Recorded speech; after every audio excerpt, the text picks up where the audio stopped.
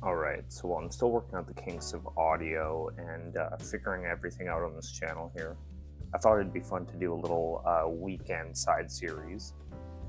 So I've built one military model before, but I'm typically a Gundam builder. So I thought this would be a fun model. I saw this at Michael's along with the F-15C that I got, the one with the eagle on the side. But it could have been a Hawk too.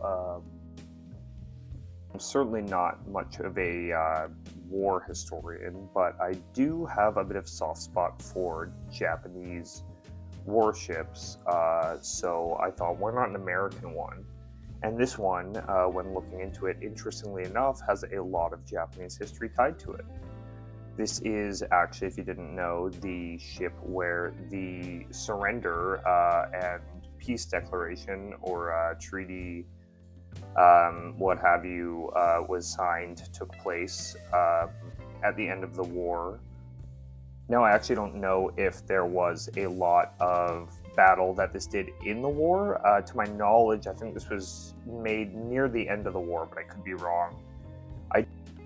I do know it was re-outfitted and recommissioned during the Gulf War in the 90s, and I believe this ship bombed Sudan or something like that. I would need to do a little bit more research before the next episode, but yeah, that's something that I'll do.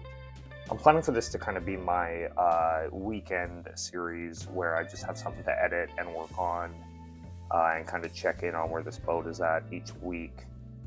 These Revell models are really interesting. You'd expect them to be pretty stale and lifeless, but they actually have a lot of character on the box. This really beautiful painting here, as well as a really cool manual.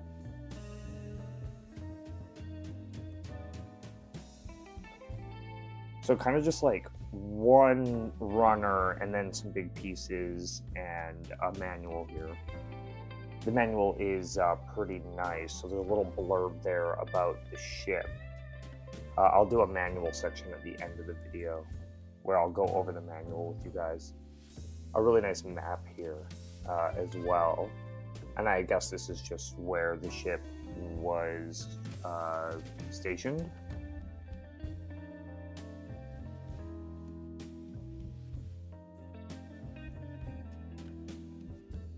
Really nice decals here. So these are flags, and I guess these are options. Like, you get the options of which ones you put on, but I'm not too sure. I'll really need to look more at the manual here.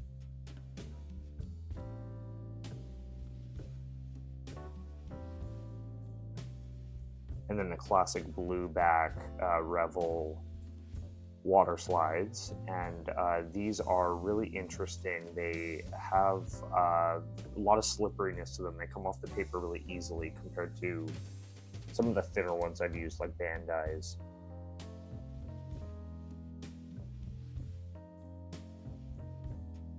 So looking here, this is mostly a runner of greebles, but there's really interestingly, this is like a little plaque or commemorative coin of the signing of the peace treaty, but it's molded, you know, with overflow and sink and that sort of stuff. So I don't know, even with paint over it, the text on there might not be too legible. You see little cannons here, little greebles. I don't know all these ship part names. Bent cannons. The manual does have names for each of these individual parts, so I'll learn things here. I guess this is what you would call the hull of the ship, or, well, that would be the deck. The bottom part here would be the hull.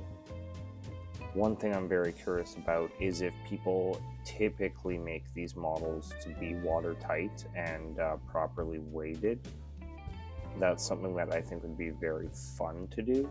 And I would extend this project, which is always my #1 goal, to just milk every dollar.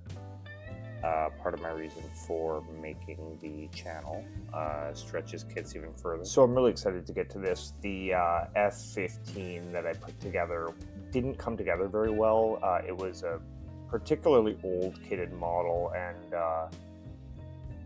Yeah, I've never done an aircraft, so there was a lot of learning there. But the main goal was honestly just to paint up the airplane and throw it off the balcony at someone, smoking drugs down below. I didn't live in a very good neighborhood at the time. But my kid got to the plane and ripped it apart before I could throw it at anybody, unfortunately.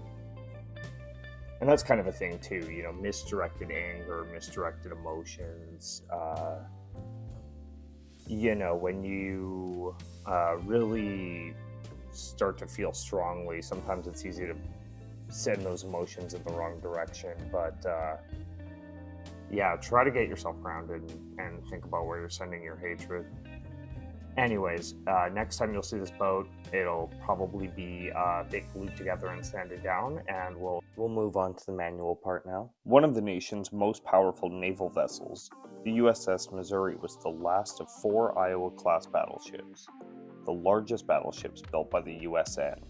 Her active combat operations included the period from the 2 Iwo Jima landings in February of 1945 to the end of the fighting in September.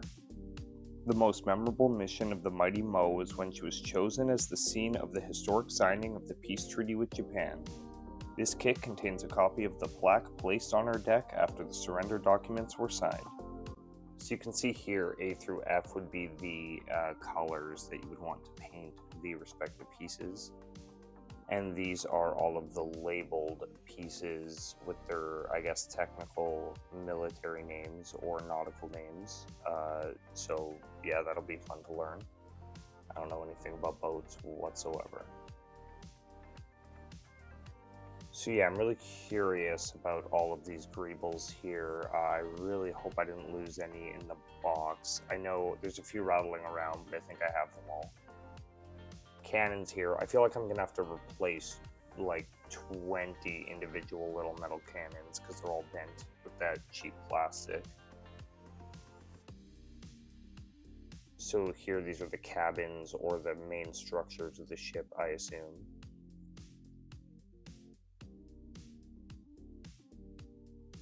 So some of these instructions, they didn't even bother to put translations in the other languages. They just put a question mark next to French and Spanish, which is funny. This is scary. So you have to cut the flags out like you're in like grade school, and you got to bring your own rope. So I got to make some little rope flags eventually, which is not too exciting, but that'll be a fun little project. I'm sure there's third-party options even, but yeah, that's something I'll have to look into.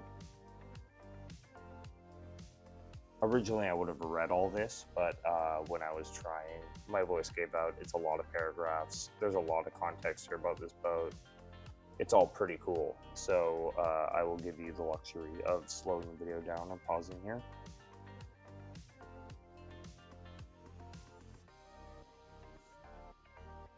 So this is the commemorative plaque that they also give you in a plastic version, the one that I was showing off. That I'll see what I can do with that for sure.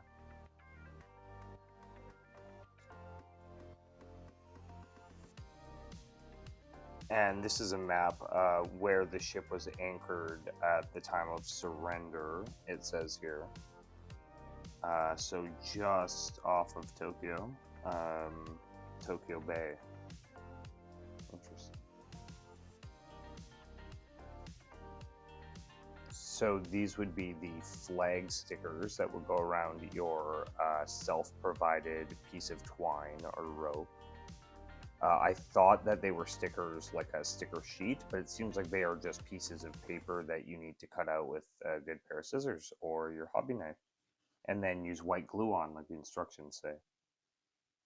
And these are your water slides. A lot different than the F-15C that I did that had a massive sheet, whole wingspan and everything. But yeah, a lot of parts to clean up. So take care.